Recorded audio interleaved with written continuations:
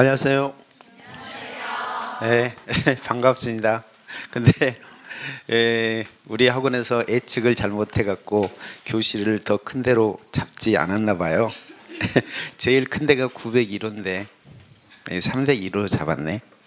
302로 바로 옆에는 제 연구실이 있기 때문에 나의 편의를 생각해서 여기를 잡았는지는 모르겠는데 어제까지 그 접수 상황을 봐가지고 예측을 잘 못했나 봐요. 그래가지고 나의 그 실력을 무시했다. 우리 학원에서 나의 실력을 무시했다, 이렇게 생각이 되네요. 일단 여러분들이 저에게 그 강의를 들었던 분도 있고 그렇지 않은 분도 있는데 처음 저에게 듣는다 하더라도 이번 7월 8월만 열심히 잘 그 내 프로그램에 따라서 하신다면 논술 때문에 떨어지는 일은 없을 것이다, 이렇게 확신합니다. 그래서 여러분들이 대신 그 프로그램에 충실해 주시길 바라는데 그 이해 점검을 하는데 상당히 어려움이 많을 것 같다는 생각이 들어요. 그래서 제가 만약에 대비해 가지고 이해 점검을 할 때는 한 3시간 반 정도 한다 하더라도 100명 정도가 적합한데 지금은 한 3배 정도 더 늘어나 가지고 도저히 할 수가 없어서 집단으로 이해 점검을 할 대안을 마련해 놨어요. 그래 가지고 그것을 한번 생각해 보겠어요. 집단 이해 점검이라고 있어요.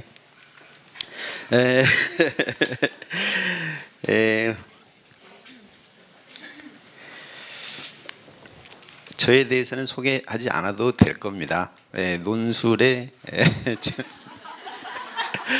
지금까지 우리 노량진에 있는 교육학 선생님들이 교육학 객관식에 대해서는 참 열심히 강의를 잘 하셨어요. 그런데 그 주관식 논술형에 맞게 빨리 적응을 잘 못하시지 않았나, 이런 생각이 들어요.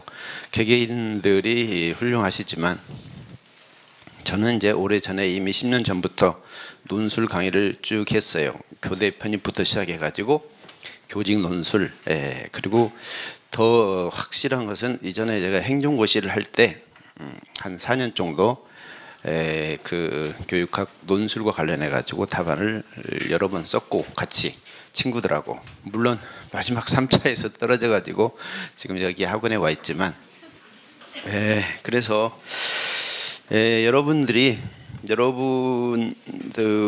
이번 7월 8월에 내가 교재로 정한 이 핵심 139제는 대한민국에서 교육학에 대한 지금까지의 그 기출문제, 여기서 기출문제라는 것은 임용고시 기출문제가 아니고 행정고시 문제라든지 또는 각 대학원 시험 문제, 이런 문제들을 전부 다 분석을 못하고 서울대학교 대학원 문제하고 내가 한국교원대 출신이니까 한국교원대 문제, 이 2개하고 그 다음에 행정고시 문제, 그 다음에 지금까지 임용고시 중에서도 초등교직 논술, 거기서 나왔던 문제들을 분석해 가지고 이 문제를 여기다 실었어요. 그렇기 때문에 아마 내 생각인데 당분간 한 5년 이내에 다시금 교육학 논술이 바뀌기 전까지는 여기에서 벗어나지는 않을 것이다, 이런 생각이 들어요. 거의 확신한다고 봐요. 그리고 그분들이 지금 현재 문제를 출제하고 있는데 문제 출제 경향이 거의 내가 만든 책 거기에서 벗어나지를 못하고 있어요. 그분들이 벗어나고 싶겠죠. 벗어나고 싶지만 나는 이미 그걸 다 예측을 해가지고 문제를 만들어 버렸어요. 그리고 나만 혼자 만든 게 아니고 이미 다 행정고시라든가 대한민국에서 유능한 그런 교수님들이 만든 문제를 내가 그것을 그대로 쓰고 싶은 것은 그대로 쓰고 약간 수정할 것은 수정했기 때문에 여기에서 벗어날 수는 없다, 이렇게 확신해요. 그래서 여러분들이 이 책만 믿고 한다 하더라도 여러분은 얼마든지 잘할 수가 있는데 그래도 나를 보면은 더 좋죠. 더 효과적으로 공부를 할 수가 있어요. 그래서 이 정도만 이야기를 하고 거기 프린트물 한번 봅시다. 프린트물 아직 못 받으신 분도 있다고 그러는데 그분들은 옆에 있는 친구들하고 같이 좀 봤으면 좋겠어요. 거의 7, 8월에 교육학 논술 오리엔테이션에서 제1절에 보면은 한국사 추가라는 것은 여러분이 다 알 테고, 여기 지금까지 한국사 시험을 합격하지 못한 분들은 우선은 이걸 먼저 합격하시기 바랍니다. 그래서 7월 8월 달에 합격하지 못하신 분은 이것에 집중하시기를 바라고, 작년 같은 경우에 이것 때문에 10월까지 마지막 번까지 이거 스트레스를 계속 주어가지고 합격 못해가지고 결국은 1차는 합격인데 2차에서까지 이제 영향을 줘가지고, 왜냐면 이 국사 때문에 공부를 제대로 못하니까, 그래서 떨어지신 분도 있고 그래요. 그래서 한국사. 그다음에 이번에 보면은 2009년도부터 2012학년도 임용시험하고 2013년 이후 임용시험하고 이제 바뀌었는데, 여러분 이 바뀐 것에 대한 신속한 적응, 이게 필요해요. 성공지능을 발휘해 가지고. 여기서 바뀐 중요한 내용은 객관식이 아니라 주관식으로 바뀌었다라는 거예요. 물론 객관식 문제가 나쁘다는 이야기가 아니고, 객관식 문제도 중요하지만 주관식으로 바뀌었기 때문에 여러분이 특히 강조해서 해야 될 것은 이해 점검. 이해 점검. 머리로 공부하지 말고 말로 표현을 해봐야 된다 이거예요. 그래서 자신이 공부를 하면서 모르는 것이 나올 때는 항상 문제를 만들어 가지고 그 문제에 대해서 답하는 형식으로 소리내서 말하는 그런 이해 점검을 철저히 해야 된다, 이렇게 볼 수가 있어요. 그 다음에 3번에 2014년도 중등교사 임용시험 문항 유형별 출제 방향 그래가지고, 이것은 교육부에서 나온 지침이기 때문에 기평, 서술형, 논술형인데, 이것은 여러분 전공과 관련되기 때문에 한번 읽어보시라고 올려놓은 거고요. 그 다음에 제2절에 교육학 논술의 출제 범위 그랬는데, 출제 범위와 오른쪽에 관점이 있는데, 이것은 좀 추상적인 내용이긴 하지만 어떻든 간에 교육학 전체 영역이 다 들어간다, 이렇게 볼 수가 있고, 그 중에서 이제 하나 빠진다면 교육 평가가 있어요.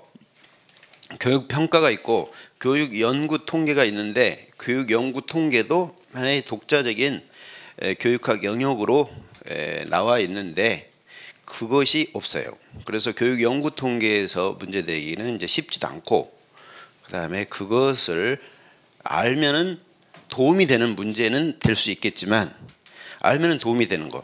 작년에 그 특수 추가 시험 문제, 여기에서는 IQ에 대한 해석에서는 이걸 알면은 도움이 되겠죠. 그렇지만 직접 시험 문제는 나오지 않는다, 이렇게 나와 있어요. 그다음에 출제 관점에서는 교육에 대한 이해, 교직에 대한 이해, 학습자 이해, 교육 내용 선정, 조직 평가에 대한 이해, 이런 것인데, 이런 것들이 이제 좀 추상적이다, 이렇게 이야기할 수가 있어요. 그다음에 이번에 논술 유형에 따른 AC 문제 분석해가지고 왼쪽에 교육학 영역하고 오른쪽에 유형이 있는데, 거기서 결과 분석, 옹호 논박, 이상 제시 또는 목표 지향, 대안 제시, 교육 시사 정책 관련된 걸, 주로 논술 유형에는 여기에 있는 것처럼 세 가지, 네 가지, 다섯 가지 정도를 이야기하고 있어요. 결과 분석, 옹호 논박, 이상 제시, 목표 지향, 대안 제시요. 그런데 여기에 결과 분석형이나 옹호 논박형 이런 것들이 작년에 교육부에서 제시한 문제가 5개 문제가 있었어요. 예시 문제가. 근데 그 문제의 유형을 분석해 보면은 여기에 해당되는 결과 분석, 옹호 논박, 이상 제시, 대안 제시형에 해당되는 문제였다, 이것이지. 그래서 나올 가능성은 있으나 지금 현재 3번의 기출문제를 볼 때 대안 제시형의 형태로 나올 가능성이 매우 크다, 이렇게 이야기할 수가 있어요. 그래서 교육학 논술 시험이란 게 무엇인가 라고 했을 때, 이것을 내용 차원에서 정의를 한다면, 학교 현장의 교육의 문제를 교육학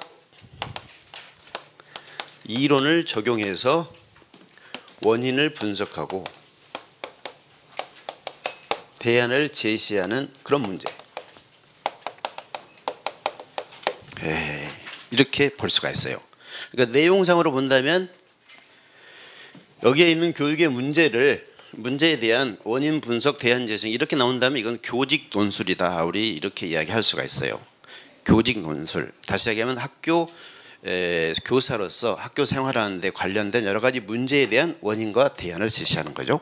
그런데 교육학 논술은 중간에 뭐가 들어가냐면 이게 들어가. 교육학 이론. 그다음에 교육학 이론이 들어가기 때문에 여러 가지 관점에서 원인을 분석할 수가 있지만 그 중에서 문제에서 이야기하는 교육학 이론이 무엇이냐에 따라서 여기에 있는 원인과 대안이 달라지는 거예요. 그러니까 여기에 있는 원인과 대안이 달라지기 때문에 답안을 제대로 잘 쓰려면 이것을 먼저 알아야 되는 거지. 그래서 교육학 이론의 핵심적인 거 주로 개념, 그것의 의미, 그것과 관련된 요인 이런 것들을 알아둬야 된다 이거예요. 여기에서 개념과 의미나 요인을 이 원인이나 대안으로 쪼개가지고 쓸 수 있는 그런 이론들이 나와요.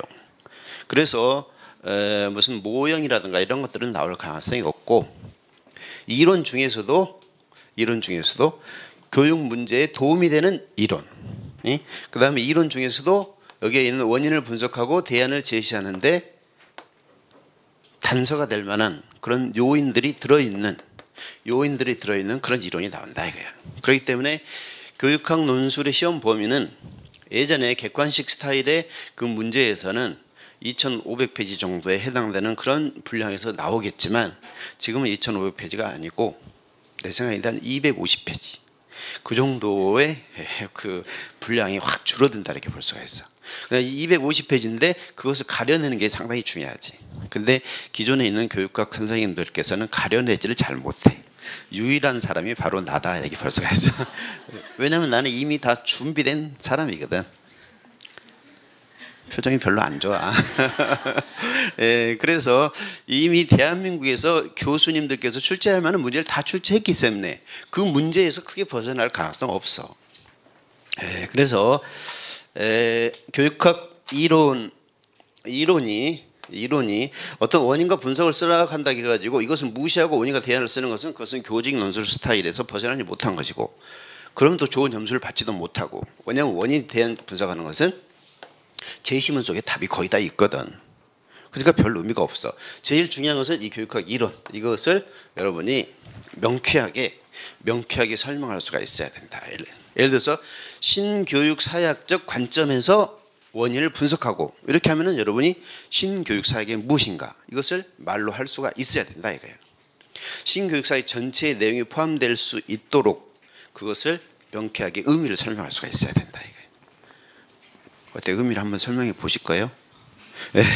이제 2달 지나면 다 설명할 수 있다 이거지. 자, 그다음에 두 번째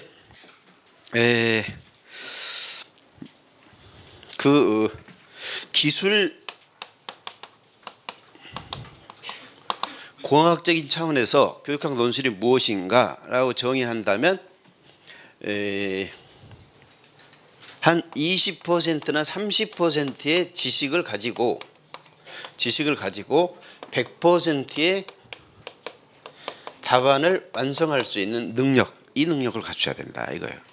여러분 앞으로 교육학 논술 준비하는 것 관련해서 매우 중요한 말인데 여러분이 어떤 시험 문제의 답안을 쓸 때 100%를 다 애워가지고 쓰는 게 아니에요. 지금 현재 대부분 많은 노량진의 교육학 선생님들이 100%를 다 애워가지고 쓸 수 있는 방식으로 강의를 하기 때문에 분량이 너무 많아지고 학생들은 멘붕 상태에 빠진다 이렇게 볼 수가 있어. 그게 아니고 20에나 30% 그렇다면 여기가 100%라면 한 50줄 정도 되거든요. 지금 시험 문제 그 답안이.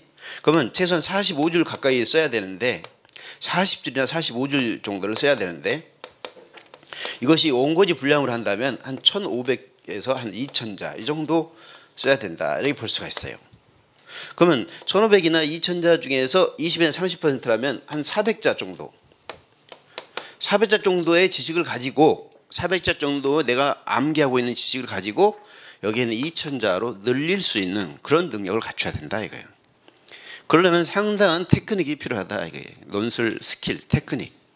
그래서 본론에 있는 내용 핵심적인 개념을 알고 있다면 나머지는 논술 스킬에 입각해 가지고 서론과 결론을 다 커버할 수 있는 그런 능력을 갖춰야 되는 거지. 뭔 말인지 지금 그냥 쳐다만 보고 있는데 그러지 말고 고개를 까딱까딱 해주면 진짜 좋겠어요. 무서워 죽겠어요. 난 그 문화 실조로 인해서 성장 과정에 있어서 성장 과정에 있어서 그 우리 집안의 남자분들이 빨리 돌아가시고 다 서울로 가시고 막 돈 벌러 가시고 그랬어요. 그래서 우리 아버지도 일찍 돌아가시고 그래가지고 우리 아버지도 본 적이 없어요. 거의 본 적이 없어. 기억이 안 나요. 그렇기 때문에 그 이후에 남성들을 보고 또는 남성과 비슷한 그 표정, 막 위협적인 그 표정, 막 이런 표정을 짓는 분들을 보면은 두려움 같은 게 느껴요. 왜냐하면 성장 과정에 있어서의 그런 분들에 대한 경험이 부족해갖고 그래가지고 표정을 좀 유하게 좀 지어주면 좋겠어. 너무 무서워. 그러면 무서우면은 긴장이 너무 심하게 돼. 그러면 공식에 의하면 이 정도 적당한 정도 해가지고 지금 성취도가 높고 능력을 발휘하는데 지금 너무 긴장이 심하게 이 정도까지 돼가지고 생각났던 것도 안 나버려. 그래서 자, 그래서 20에서 30% 정도의 지식을 가지고 여러분이 100% 늘려쓰기 위해서 서론 결론 쓰는 공식을 잘 익혀야 되고, 그 다음에 본론도 똑같은 개념이지만 이 개념을 가지고 제시문을 참고해 가지고 원인을 분석하고 대안을 제시할 수 있는 그런 능력을 갖춰야 된다 이런 뜻이야. 그렇다면 여러분이 이론에 해당되는 것 중에서 이 400제에 해당되는 내용들을 부지런히 외워야 되는데 그것을 내가 반드시 외워야 될 내용들을 이번 주에는 내가 여러분이 그 외워야 될 것이 별로 없어. 그래서 이해점검 그 식으로 문제로만 제시했는데 다음부터 반드시 외워야 될 것은 문장으로 해가지고 여러분한테 줄 거예요. 그럼 여러분 그건 반드시 외워야 돼요. 자, 그 다음에 세 번째, 형식적인 차원에서 교육학 논술을 정의를 한다면, 교육학 논술의 속성을 이야기한다면 아까쯤에도 이야기한 것처럼 사례 제시형이다 이거예요. 사례 제시형. 그러면 이제 사례 제시형이 대화글로 나올 수도 있고, 이번에 시험 문제 나왔던 것처럼 뭐 성찰 일지로 나올 수도 있고, 여러 가지 방식으로 나올 수가 있는데 지금까지 현재 대화글이 아마 계속 대세가 되지 않을까 이런 생각이 들어. 그러면 대화글이 보통 20줄 가까이 돼. 20줄에서 25줄 가까이 된다고. 그렇다면 20줄에 25줄 여러분이 짧은 시간에 그걸 읽어야 돼. 그러니까 형식적으로 여러분이 어떻게 해야 되는가 그걸 잘 생각해 보라고요. 그 다음에 두 번째는 한 문제라는 것이고, 이 한 문제가 두 장인데 약 50줄 정도 된다 이거예요. 50줄은 여러분이 최소한 40줄 이상을 써야 된다 이것이지. 그 다음에 세 번째, 60분이라는 시간대에 써야 돼. 61시간. 그 다음에 네 번째는 이 속에는 3개에서 5개, 5개의 논점이 들어있다 이런 뜻이에요. 그럼 5개의 논점이면 이 5개 논점이 교육학 여러 가지 영역 중에서 하나씩 골라가지고 시험 문제를 나오게 돼. 그렇다면 여러분이 어떻게 공부를 해야 되는가 이것이지. 그래서 이것을 읽어가지고 신속하게 개요를 작성하고 이것을 60분 동안에 이렇게 많은 분량을 쓰기 위해서는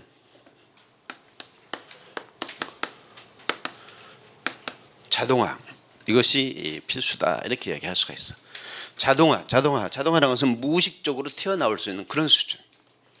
시험은 선발 시험이에요. 선발 시험은 여러분이 전부 다 여러분을 뽑아주면 좋겠지만 그 중에서 몇 명을 뽑아야 돼. 몇 명을 뽑으려면 어차피 시간을 한정할 수밖에 없는 거예요. 그래서 자동화는 무엇을 자동화해야 되냐면 아까 방금 개념 설명, 신교육 사역이 무엇이다, 문화 재생 사역이 무엇이다, 이것을 신속하게 튀어나올 수가 있어야 되고, 그 다음에 논술 스킬, 개요 작성 이런 것들을 하는데 초스피드로 할 수가 있어야 된다 이거예요. 그래야만이 완전한 답안을 쓸 수가 있어요. 그래서 여기에 있는 이 공학적인 차원에서 여러분이 어떻게 준비를 해야 되는가, 이 30%인데 이 30%의 개념을 명쾌하게 외워야 된다는 거, 남한테 설명할 수 있는 수준으로, 소리내서 남한테 설명할 수 있는 수준, 이렇게 해야 된다는 걸 잊지 말고, 그 다음에 이것을 위해서는 실전 연습을 통해서 트레이닝을 해야 된다, 이렇게 얘기할 수가 있어요. 그렇다고 해서 교육학에 대해서 너무 많은 부담을 갖지 말고, 교육학은 우리 강의 듣는데 조금 더 신경 써서 하고, 그 다음에 9월 11월 사이에는 하루밖에 수업을 안 해요. 월요일 하루밖에 수업을 안 해. 그리고 오전밖에 수업을 안 하는 반도 있고, 그 다음에 오후까지 하는 반도 있어. 그래서 여러분 같으면 만약에 모의고사를 듣는다면 오전만 들어도 된다고 봐야지. 그러면 이제 그때 나머지는 뭐 하는가? 나머지는 전공에 집중해야 된다 이거예요. 지금도 사실은 그 교육학에 많이 신경 쓰라고 하고 싶지도 않아. 난 진짜요. 진짜야. 근데 이렇게 많이 왔어. 전공에 집중해야 되는데 미쳐버리겠네 진짜. 그래서 외우지 않는 분들은 수업 시간에 여러분 사이에는 이미 저한테 1월부터 쭉 강의 들으신 분도 있고, 또는 뭐 4개월 들은 분도 있고, 여러분들이 있잖아요. 여러 지금 개인차가 많이 있을 거 아니에요. 그래서 이미 강의 들으신 분들은 내 강의를 일방적으로 듣지만 말고, 그때 나보다 먼저 내가 어떤 문화재생산 여러분 스스로 먼저 말해보고, 이런 식으로 해가지고 계속 복습의 효과를 노리면서 하기를 바라겠어요. 처음 하시는 분들은 수업 끝나고 복습을 철저히 하시고. 자, 거기 3번에 한번 봅시다. 3번에 중등교육학 논술의 특징. 중등교육학 논술은 교육 현장의 다양한 교육의 문제, 학습자 측면에서 학습 부진, 학습 동기, 주의 산만, 자아 효능감 부족, 학습된 무력감, 성적 저하, 자아 정체성 혼미, 비행, 문제 행동 등 이러한 문제들, 교사 측면에서는 교실 위기, 학급 분위기 풍토 문제, 교사의 전문성, 지도성 부족, 교육 평가상의 문제 등등을 교육학 이론을 바탕으로 원인을 찾고 해결책을 제시할 수 있는지를 평가하는 것이다. 따라서 교육학 논술 고득점을 위해서는 논술 스킬과 교육학 이론, 실전 모의고사를 통한 실전 능력을 배양해야 된다. 현재 기출문제의 중요한 논점을 보면 2013년 5월달에 나왔던 특수 추가 시험에서는 동기 이론에만 한정해서 나왔어요.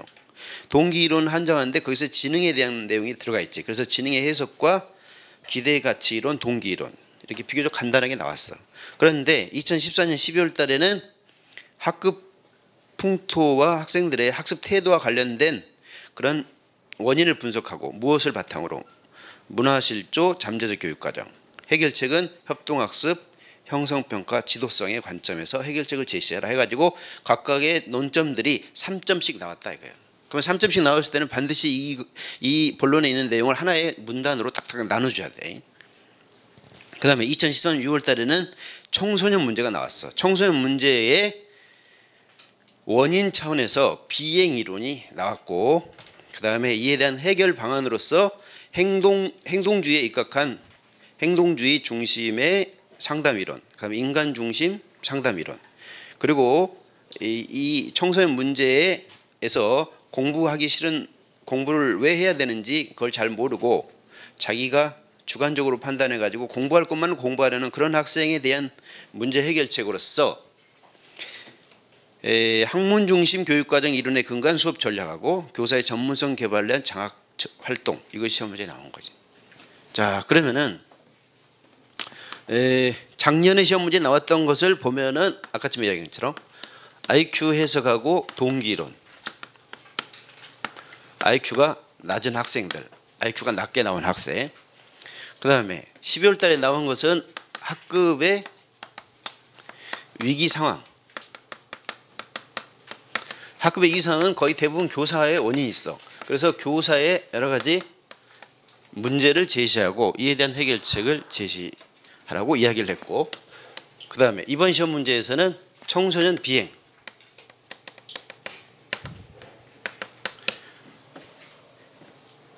학생들의 학습에 대한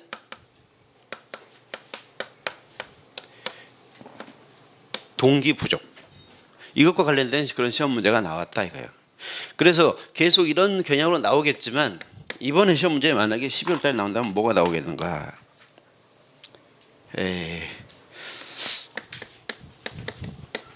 학습 이론과 관련된 문제가 나오지 않을까 그런 생각이 들어. 그래서 학생들이 전반적으로 학습의 효율성 차원에서 학생들이 공부를 못한다면 그 원인은 여러 가지 관점에서 분석할 수가 있는데, 그럼 지금 전체 경향으로 봐가지고 멀티 인텔리전스라든지, 그 다음에 영교육과정이라든지, 그 다음에 구성주의라든지, 그 다음에 구성주의와 관련된 교수학습 및 평가, 이런 것들이 중요한 논점으로 해서 아마 시험 문제가 나오지 않을까라고 예측을 해봐요. 왜냐하면 이게 너무 중요함에도 불구하고 시험 문제가 아직 나오지 않았기 때문에 그런 거지. 그래서 이것만 공부하는 이야기는 아니고 이게 출제될 수 있지 않겠느냐 이것이고요. 그 다음에 네 번째, 교육학 논술 능력과 관련해 가지고 체계적인 아까 방금 얘기했던 이론적인 지식 반드시 외워야 되는데, 이것은 내가 여러분이 반드시 외워야 될 것은 자료를 줄 테니까 그걸 반드시 외워야 돼. 그래서 그것을 점검할 거예요. 이해 점검. 그 다음에 논술 스킬을 오늘 2교시부터 설명할 거예요. 그래서 2교시에 알려준 논술 스킬을 여러분이 완전하게 익혀가지고 그걸 계속 적용하는 능력을 길러야 돼. 세 번째, 주어진 시간 내에 작성해야 되기 때문에 글씨를 빨리 써야 돼. 그래서 평소에 실전처럼 연습을 실전처럼 이렇게 해야 돼. 글씨 잘 못 쓴 사람 손 들어봐. 없잖아요. 그래서 글씨 잘 못 쓴 사람은 백강체로 글씨체를 바꾸라고 그러는데 지금은 바꿀 때가 아니에요. 지금은 바꾸면 시험장에서는 원래 글씨체가 나와버려가지고 결국은 아무 효과가 없어. 그래서 지금은 그대로 그냥 가. 다만 약간 또박또박 쓰려는 노력이 필요해요. 다섯 번째, 레전드 교육학 논술이 채강을 빼버렸네. 내가 채강이라고 넣어놨는데 이걸 작업하신 분이 채강을 빼버렸어. 그 이유는 뭐냐면 겸손하라 이런 뜻이네. 참 미쳐버려 내가. 자, 그래서 모의고사 작년보다 쭉 해가지고 했는데 그 2번에 핵심 요약 52쪽을 자료를 주는데, 물론 모의고사 때 주었어요. 이번에 추가 시험 할 때도 이 핵심 요약집을 55쪽 정도 주었어. 근데 여기에서 벗어나지 않아. 여기서 벗어나지 않는 이유는 뭐냐? 이것은 핵심 139제 문제 중에서 본론에서 반드시 써줘야 될 내용, 그것을 내가 뽑아가지고 주어버린 거거든. 그러니까 미리 답안을 주어버린 거야, 학생들한테. 그러니까 여기에서는 내가 볼 때 벗어나지는 어려울 것 같은데, 만약에 벗어난다면 논점이 1개 정도는 벗어날 수 있을 것 같아. 논점이 지금 5개잖아요. 5개인데 각각 지금 5개, 여기 3개 그랬잖아. 그럼 이 5개 중에서 1개는 벗어날 수가 있다 이거예요. 왜 그러냐면 그분들이 여기 와가지고 다 책을 이게 문제를 다 가져가 버려요. 그러니까 아무리 빼려고 해도 뺄 수가 없겠지만 그래도 하나를 새로 추가해가지고 넣으려고 하지 않을까 그래. 그러면 그런 문제가 나온다면 여러분 추론해가지고 써야 돼. 추론. 그 추론은 뭐냐면 수업 시간에 전체적인 내용을 이렇게 이해하는 그런 상태에서 쓰는 거예요. 그것조차도 절대 나오지 않도록 나는 완벽을 기해하려고 그래. 완벽. 그래서 여러분이 논술 스킬에다가 플러스 핵심 개념, 이것을 정확하게 이해하면 다 커버될 수가 있다고 확신해. 그 다음에 마지막에 거기에 보면은 모의고사를 작년에는 총 36회를 냈는데 올해는 지금 15회밖에 못했어요. 그래갖고 15회 문제 중에서 마지막에 15회 문제를 내가 학생들한테 다 복사해 간다고 그래가지고 한 문제를 내가 빼가지고 15회 문제를 이걸 개인적으로 메일로 보냈어요. 그런데 이 문제에서 똑같은 논점 3개 중에서 똑같은 게 2개가 그대로 나왔어. 그러니까 얼마나 적중력이 뛰어나다는 거 알겠지? 15회 문제 중에서 여기에 있는 아까 어디 갔어? 여기에서 이거 했는데 중요한 논점이 청소년 비행이론을 여기다 그대로 냈어. 비행이론 보이지? 비행이론. 그 다음에 두 번째 인간 중심 상담 이론. 인간 중심 상담 이론 어때? 보여 안 보여? 그대로 보이지? 그래서 냈다는 것인데 미안해. 최강이란 말을 뺐는데도 불구하고 또 내가 하고 싶은 이유는 뭘까? 그만 이야기할게. 그 다음에 제3절 신태식 교육학 논술 7, 8로 강의에 대해서는 거기에 1번에 보다시피 지금까지 쭉 1, 2월 쭉 5, 6월까지 했어요. 그런데 여러분이 공부를 하지 않았다 하더라도 7월, 8월에 열심히 따라오면 다 돼. 그리고 이론 강의 대 논술 스킬의 비율은 5대5 정도로 해 나갈 것이에요. 그리고 2번에 7월, 8월 강의 시간 운영은 오전, 오후 이렇게 나눠지는데 오후에는 내일 실전 모의고사와 구술시험을 보게 될 거예요. 근데 구술시험 방식은 내가 지금 생각을 해보겠어. 실전 모의고사 전에 구술시험을 볼 것인지 이걸 생각해 볼 거예요. 그 다음에 세 번째 효율적인 교육학 논술 학습 방법으로서 이미 여러분 체계적으로 잘 하고 있겠지만 나는 여기에서 이제 강의를 하는데 여러분이 2번 여러분이 해야 될 것은 2번 서브노트 단권화. 서브노트를 아직까지 단권화 안 하신 분은 지금 이거 하는 것은 최소의 시간에 할 수 있도록 하는 것이기 때문에 서브노트의 중요한 주제들을 내가 여러분한테 설명을 해줄 거예요. 간단하게 설명을 해주고 그 다음에 내가 나눠준 핵심 요약 자료 이 자료를 해당되는 서브노트 파트에다가 다시 한번 아직까지 정리 안 하신 분은 서브노트 새로 공부하신 분은 거기다 정리함으로써 복습한다는 그런 마음으로 하면 될 거예요. 서브노트는 교육학의 전체적인 내용이 다 나와 있어요. 이것은 진짜 좋은 책이라고 볼 수가 있어요. 내가 이전에 행정고시를 할 때 서브노트의 필요성을 나만 한 게 아니고 대부분 다 행정고시 하는 사람들은 거의 다 해요. 이게 자기 스스로 다 거의 다 해요. 근데 이제 남의 것을 참고해서 하기도 하죠. 근데 나는 여러분한테 나는 그 당시 이 서브노트를 하면서 시행착오를 너무 많이 했어요. 내가 공부하면서 시행착오를 너무 많이 했어. 왜냐하면 나는 주로 독학 스타일로 했기 때문에 그래. 강의를 많이 안 들었거든. 그때는 강의도 많지도 않았고 인강도 없었어. 그래서 그랬어. 그런데 이 서브노트는 한 그 주제에 대해서 가능하면 한 페이지 아니면 2페이지 여기에 정리를 해놨기 때문에 정보 처리 이론으로 이야기한다면 이제 조직화가 아주 체계적으로 잘 돼 있다 이렇게. 조직화가 잘 돼 있으면 여러분은 암기의 분량을 확 줄어들게 돼. 그리고 한눈에 그 내용이 다 들어와 버려. 그렇기 때문에 이것을 효과적으로 활용한다면 9월 11월 달에 계속 이것만 매일매일 보고 시험 보러 오면 되기 때문에 이것을 효과적으로 활용하기를 바라고 그 다음에 이것을 할 시간이 없는 사람은 요약자료를 그냥 암기하면 돼.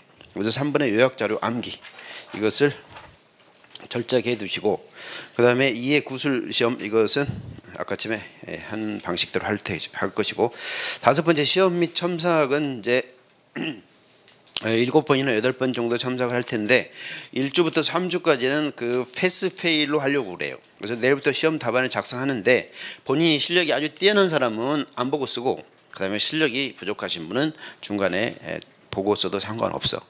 그래서 7월 8월까지는 실력도 안 되는데 그냥 혼자서 자기 생각을 쓰려고 하지 마세요.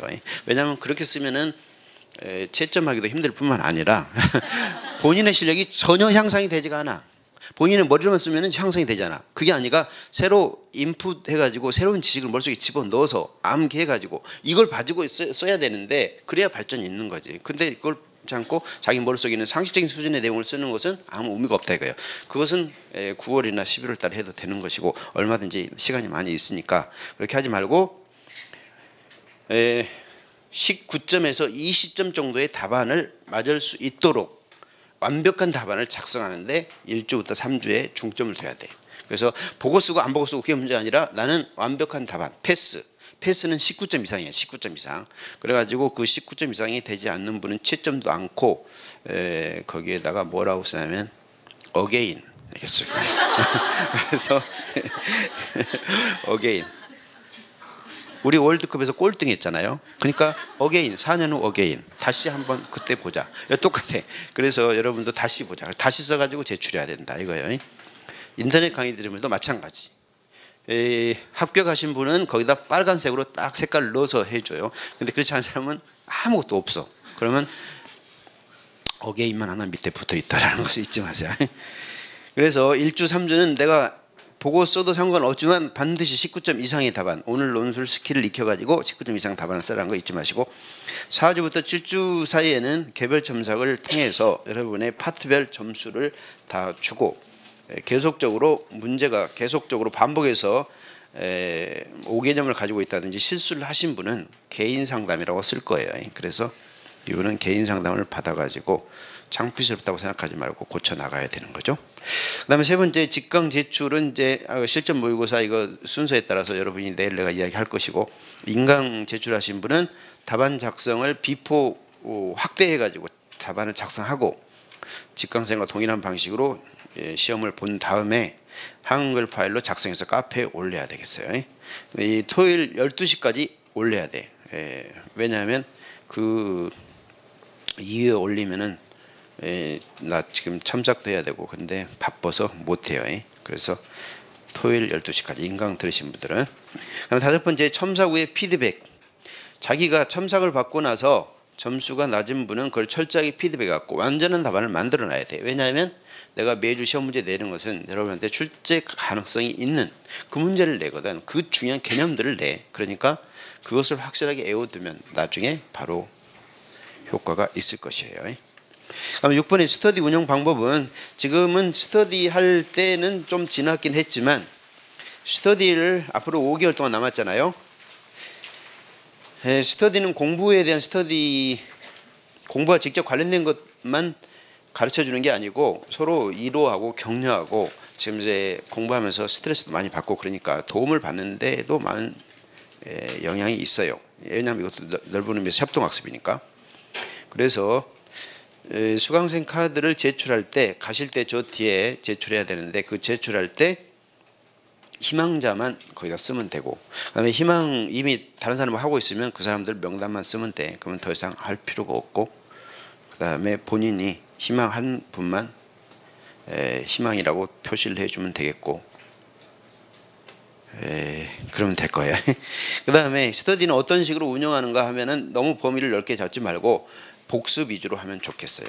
그래서 이해 점검 자료를 철저하게 암기하는 데 중점을 두고 설명해 보게 하고 그것을 바로 잡아주고 이런 식으로 하면 되겠어요. 이번에 신쌤 카페에 서술형 문제가 있는데 이것을 다운받아서 할 지금 시기는 지났어. 그래서 이것은 지금 범위를 점점 더 좁혀가야 되거든. 그래서 이전까지 할 필요는 없다고 봐. 주로 복습 위주로 지금 우리가 수업 중에 했던 내용을 중심으로 반드시 외워야 될 것을 설명해 보는 스타일로 계속 나가야 돼. 7번 학습 상담 컨설팅, 이것은 여러분이 언제든지 가능해요. 그래서 거기 화요일이라고 했는데 화요일이 아니고 월요일 날 언제든지 오후 3시부터 6시까지.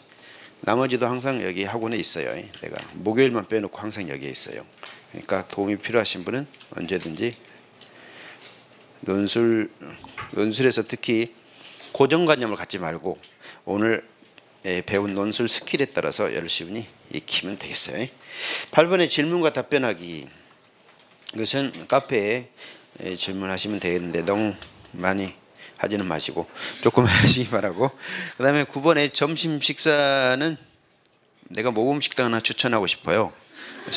모범식당은 내가 여기에서 뭐 하나 받은 거 없어요. 하나 받은 거 없는데 여기에서 내가 한 5년 정도 이용을 했어요. 근데 여기 버거킹 건물 바로 공단기 건물 밑인데